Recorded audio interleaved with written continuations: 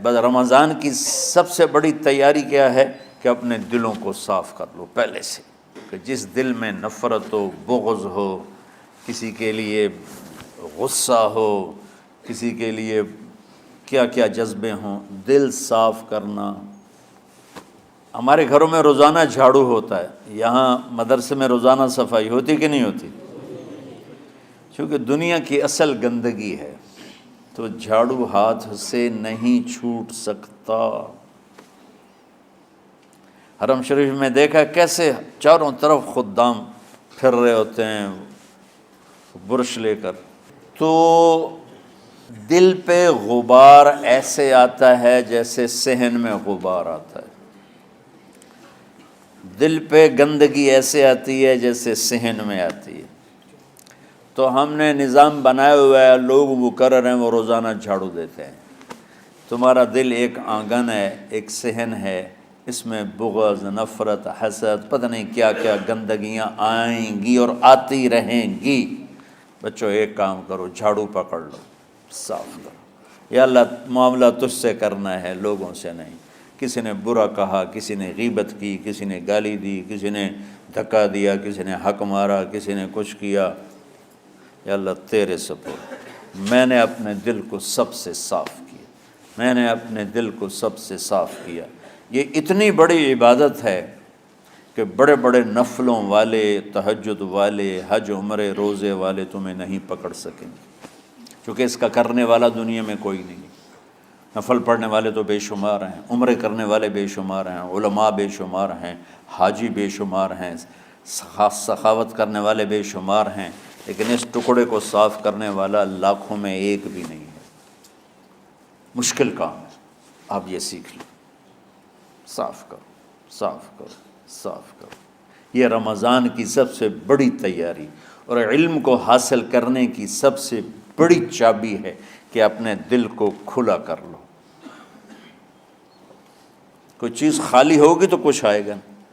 جس دل میں بغض بھرا ہو، نفرت بھری ہو، حسد بھرا ہو، کینہ بھرا ہو، اس میں خاک آئے،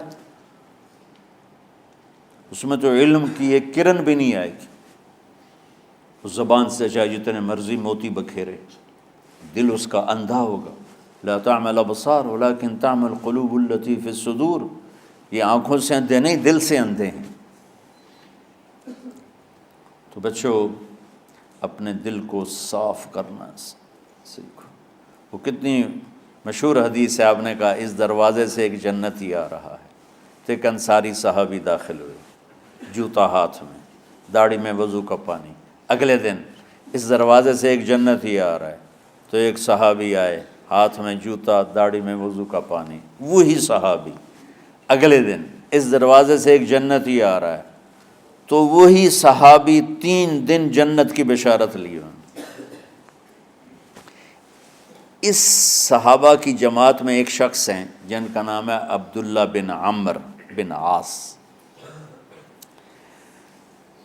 ان سے بڑا عبادت گزار صحابہ میں کوئی نہیں تھا، نہ سابقین میں نہ متاخرین میں، نہ پہلوں میں نہ بعد والوں میں۔ ان کی عبادت کیا تھی؟ ساری رات جاگنا، سارے دن کا روزہ، اور ایک ختم قرآن صبح سے شام تک۔ اتنی اللہ نے طاقت دی تھی۔ پھر وہ غلوب والی بات آ گئی، ایکسٹریم ہونے والی بات آ گئی۔ ان کی شادی والی رات حجلہ عروسی میں داخل ہو رہے ہیں، دلہن کے کمرے میں داخل ہو رہے ہیں، اور مصلی بچھا کے اللہ اکبر، اور دے نفل تے نفل، دے نفل تے نفل۔ تو ان کی بیگم نے دیکھا تو وہ بھی خیر کا زمانہ تھا، انہوں نے بھی وضو کیا اور پیچھے مصلی بچھا کے وہ بھی فجر تک نفل پڑھتے رہے۔ صبح ہوئی تو حضرت عمرو بن عاص رضی اللہ عنہ نے پوچھا، بیٹی رات کیسی گزری؟ کہا جی ماشاءاللہ آپ کے بیٹے تو بڑے عبادت گزار ہیں، ساری رات نفلوں میں ہی گزری۔ تو وہ ان کو شکایت کر دی۔ حضرت عمرو بن عاص کو اتنا غصہ چڑھا، بیٹے کو تو کچھ نہیں کہا، کتنی حکمت کی بات ہے، سیدھے گئے اللہ کے نبی کے پاس، یا رسول اللہ یہ عبداللہ دیکھیں کیسا نادان ہے، اس کی شادی کی ساری رات نفل پڑھتا رہا۔ تو آپ کہتے ہیں ماشاءاللہ ماشاءاللہ کتنی بڑی بات ہے، نفلوں میں گزر گئی، رات بھی نفلوں میں گزر گئی۔ تو آپ نے حضرت عبداللہ بن عمر کو بلا کے ڈانٹا کہ تو نے مہینے میں 3 دن روزے رکھنے ہیں، بس اس سے زیادہ نہیں رکھنے، اور ہفتے میں 1 قرآن ختم کرنا ہے۔ کہا یا رسول اللہ میرے اندر طاقت زیادہ ہے۔ پھر اچھا 15 دن روزے رکھنے، کہ نہیں میرے اندر طاقت زیادہ ہے۔ آپ اس کو تھوڑا تھوڑا کر کے گھٹاتے رہے، اور وہ ہر دفعہ نہیں یا رسول اللہ میرے اندر طاقت زیادہ ہے۔ تو آخر میں آپ نے کہا اچھا چلو صوم داؤدی پہ آ جاؤ، 1 دن روزہ رکھو، 1 دن افطار کرو، اور 3 دن سے پہلے قرآن ختم نہیں کرنا۔ تو آپ نے اس کو پیچھے کیا۔ یہ بیٹھے تھے اس محفل میں، ان کے دل میں آیا کیا یہ بزرگ مجھ سے زیادہ عبادت کرتا؟ رات میں ساری جاگتا ہوں، دن روزہ رکھتا ہوں، 1 ختم کرتا ہوں، تو جنت کی بشارت تو مجھے ملنی چاہیے تھی، ان کو کیسے مل رہی؟ یہ کسی کتاب میں نہیں لکھا کہ یہ ان کا جذبہ تھا، لیکن جو کہ میں ان کی سیرت کو جانتا ہوں تو مجھے خیال آتا ہے کہ ان کی نفسیات میں یہ بات آئی ہوگی، چونکہ صرف انہی کو خیال آیا کہ میں جا کے دیکھتا ہوں کہ یہ بزرگ کیا کرتے ہیں۔ تو ان کے پاس پہنچ گئے، چاچا ذرا، وہ ادھیڑ عمر تھے، چاچا وہ میرے ابا تھوڑے ناراض ہیں، تو کچھ دن آپ کے پاس گزار لوں؟ کا بیٹا بسم اللہ آ جاؤ۔ اب رات ہوتے ہی عشاء کی نماز پڑھ کے انہوں نے جلدی سے چادر اوپر لی اور یوں سراغ کر کے ان چاچا کو دیکھنے لگے ایسے کر کہ اب یہ کیا ساری رات سجدہ کرے گا، اور ساری رات روتے روتے روتے روتے مصلی گیلا ہو جائے گا، یا ساری رات رکوع کرے گا، ساری رات قیام کرے گا، ساری رات قرآن پڑھے گا، اس تصور سے یوں دیکھ رہے۔ اور وہ بزرگ صحابی تشریف لائے، سرانے پہ سر رکھا، اللہم بسمک اموت و احیا، ہو گئے۔ اب یہ دیکھ رہے ہیں ابھی اٹھیں گے، ابھی اٹھیں گے، ابھی اٹھیں گے، اٹھے نا، فجر کی اذان پہ اٹھے۔ اب یہ تو حیران پریشان ہو گئے کہ یہ کیا ہو؟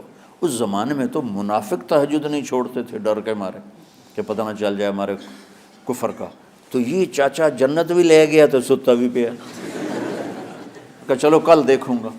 اگلی رات پھر چادر سر پہ کر کے اور یوں سوراخ کر کے لیٹے ہوئے اور دیکھ رہے۔ چاچا پھر تشریف لائے اور سرانے پہ سر رکھا، اللہم بسمک اموت و احیا، ہو گئے۔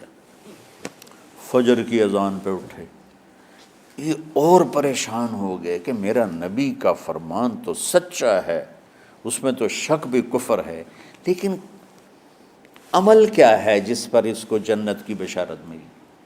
2 رکعت نفل بھی نہیں۔ اور آج کے دور میں تم میں سے ماشاءاللہ اکثر بچے تہجد پڑھتے ہیں کہ 1 رات اور دیکھوں گا، تیسری رات اللہم بسمک اموت و احیا، ہو گئی ساری رات۔ تو تیسری رات پھٹ پڑے عبداللہ بن عمر، کہنے لگے چاچا میری ابا سے کوئی لڑائی نہیں تھی، 3 دن میں تیرے بارے میں سنتا رہا، جنتی جنتی جنتی، میں دیکھنے آیا تھا کہ آپ کیا کرتے ہیں، آپ تو کچھ بھی نہیں کرتے ہو، ساری رات سوتے رہتے ہو، اب کیا کرتے ہو؟ انہوں نے کہا بیٹا یہی ہے جو تم نے دیکھا ہے۔ اب ان کو سمجھ میں نہیں آ رہا کہ یہ جوڑ کیسے بٹھاؤں، ادھر جنت کی بشارت، ادھر ساری رات خراٹے، اب یہ اس میں جوڑ کیسے بٹھاؤں، کیونکہ نبی کی بات تو غلط ہو نہیں سکتی۔ تو اب وہ نا ایسے نا بڑے بے دل سے ہو کر واپس مڑے، پتہ نہیں کی چکر ہوئے گی کوئی گل۔ جب وہ دروازے تک پہنچے تو کہنے لگے بیٹا ادھر آنا، واپس آ گئے۔ کہا میں تمہیں اصل راز کی بات بتاتا ہوں۔ کہا کیا ہے کیا ہے؟ تو یہاں ہاتھ رکھا، کہا یہ جو دل ہے نا اس میں کسی انسان کی نفرت نہیں۔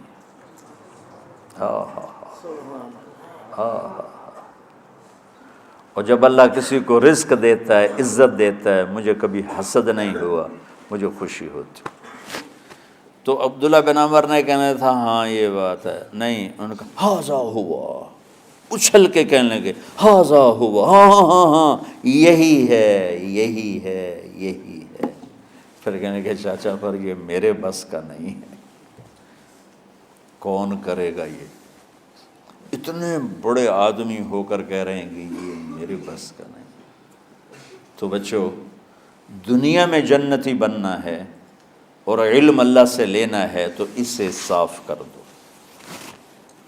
سب کی نفرت سے۔ سب، اس نے مجھے یہ کیوں کہا، اس نے مجھے یوں کیوں دیکھا، اس نے میرے بارے میں یوں کیوں کہا، اس نے میرے بارے میں یہ کیوں لکھا۔ جس کی تعریف ہوتی میری کتنی برائی ہوتی، صرف تعریف تو نہیں ہوتی، بھرا پڑا سوشل میڈیا مجھے گالیاں دیں۔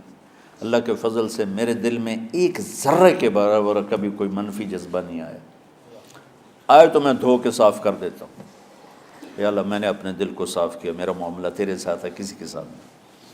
یہی آپ رمضان کی سب سے بڑی تیاری، علم کے حاصل کرنے کا سب سے بڑا ہتھیار آپ کو یہ نہیں ہے کہ تمہیں کتابیں یاد ہو جائیں، تمہیں اشعار یاد ہو جائیں۔ تو ساری امت سے کہتا ہوں رمضان کا استقبال کرو، دلوں کو صاف کر کے، نفرتوں کو مٹا کے، مذہبی نفرت، دنیاوی نفرت، رشتوں کی نفرت، بول چال کی نفرت، سیاست کی نفرت، لین دین کی نفرت، ان سب سے اپنے دل کو صاف کرو تاکہ رمضان میں اللہ نے علم اتارا، اللہ تعالیٰ آپ کو علم عطا فرمائے، اور باقی لوگ جو عام دنیا میں زندگی گزار رہے ہیں ان کے دلوں میں اللہ رمضان کا نور اتارے اور اپنے اور ہدایت کا نور اتارے۔ یہ سب سے بڑی تیاری ہے اس کی۔ اور کسی سے گلہ ہے، غصہ ہے، ناراضگی ہے، کسی سے بولتے نہیں ہو، ابھی سے شعبان آ چکا ہے، آپ شعبان سے رمضان کی تیاری شروع فرما دیتے تھے، تو اس کی تیاری کیا ہے؟ وہ دلوں کو صاف کرو، معاف کرو، معافی مانگو، تمہارا قصور نہیں پھر بھی معافی مانگ لو، دلوں کو صاف کرو، اور اپنے اور اللہ سے سخاوت مانگو کہ اللہ کو سخی بھی پسند ہے اور صاف دل والا بھی پسند ہے۔